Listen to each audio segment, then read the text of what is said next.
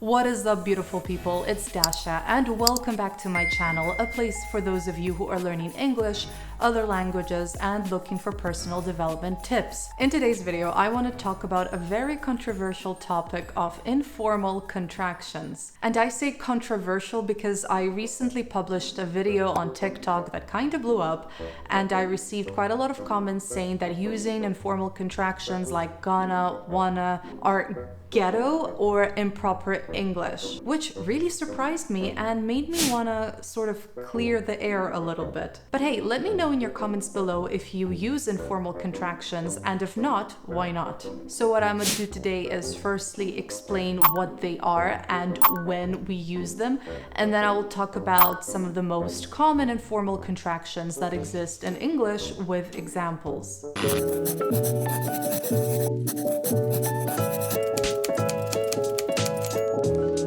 So what are informal contractions and when do we use them? They are short forms of words that people use when speaking casually. They're not exactly slang, but they are a little bit like slang. Informal contractions are mostly common in American English, but I can tell you firsthand that I've heard British people use them here in the UK as well. Even though you shouldn't really use these words in correct speech, like if you're delivering a formal speech or doing the speaking part of an English exam, for example, using them will not make you sound uneducated or thug.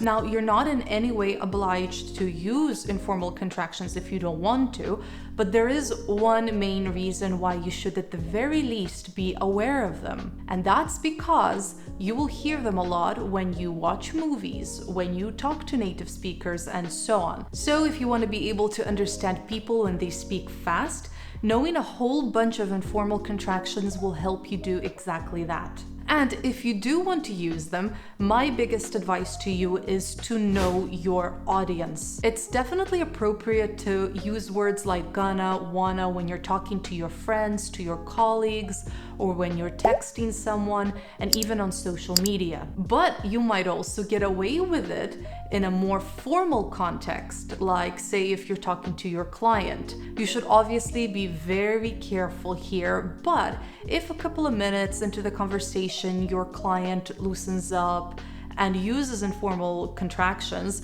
you could potentially do the same, provided that, of course, you don't overuse them. Now, there's a ton of informal contractions in the English language.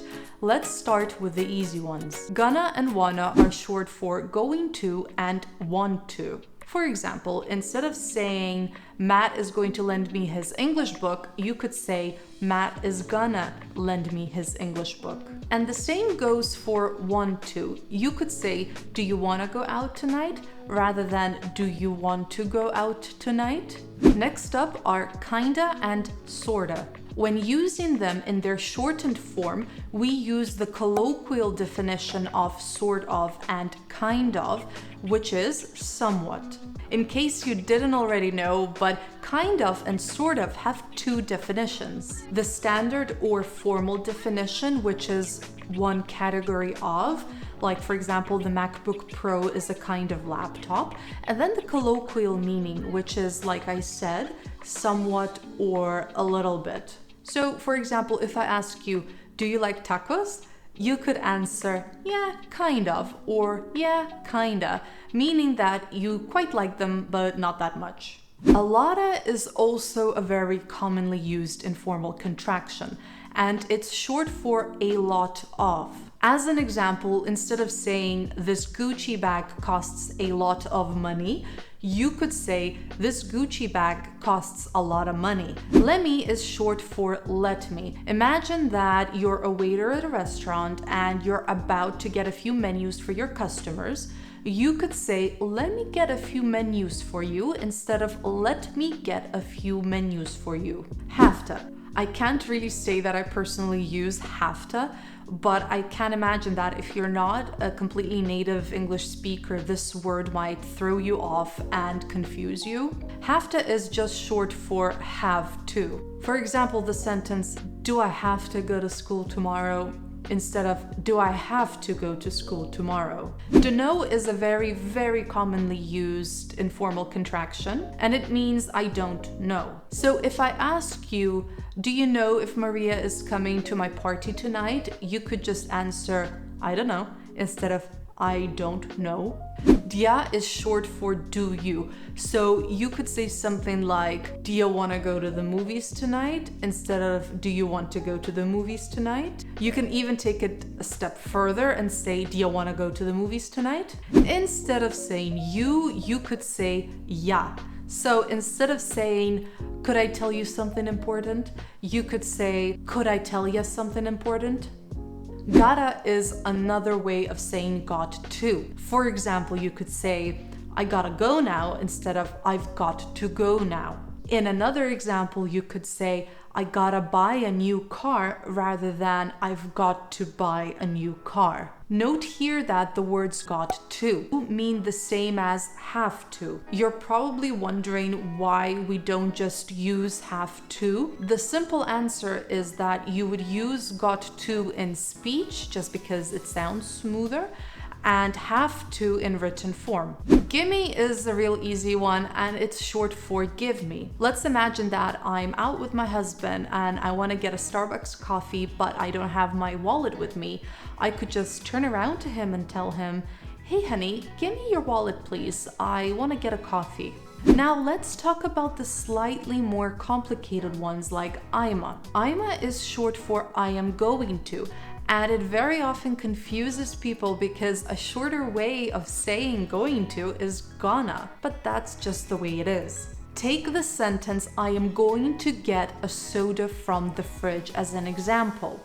You can either say, I am a get a soda from the fridge, or I'm gonna get a soda from the fridge. Let that sink in. Dontcha and wontcha are not particularly complicated, but they sound very awkward to non-native English speakers. Dontcha is short for don't you, and wontcha is short for won't you. For example, the sentence, don't you want to go out tonight, could be shortened to, don't you want to go out tonight? You could also take it to the next level with what we've learned today and say, don't you want to go out tonight? Very similarly, you could hear someone asking, won't you drive the car? Instead of won't you drive the car. Didntcha is short form of didn't you, as in, oh, didn't you hear that Donald Trump lost the election? And you could also say, didn't you hear that Donald Trump lost the election?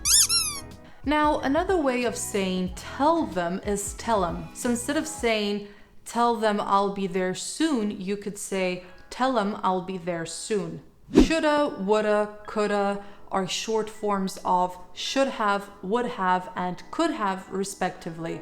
For example, I could say, darn, I should have bought that laptop when it was on sale, rather than I should have bought that laptop when it was on sale. You might also hear shoulda, woulda, coulda in one sentence, but you'd use the phrase shoulda, woulda, coulda as a response to, say, a missed opportunity. Coming back to that example, I should have bought that laptop when it was on sale, you could turn around and tell me, yeah, shoulda, woulda, coulda, which I suppose just means, yeah, you could have, but you didn't, so tough luck. And finally, Watcha, which is another short way of saying, what are you? You might have heard this phrase, what you doing? Which means, what are you doing? You could also say, what you talking about, instead of, what are you talking about? And that's it for today. Thank you guys so much for watching, and my only hope is that you found this video useful. Let me know if you enjoyed it by hitting that like button, and if you're learning English, make sure to subscribe to my channel for more awesome videos like this one. So see you in the next video. Bye!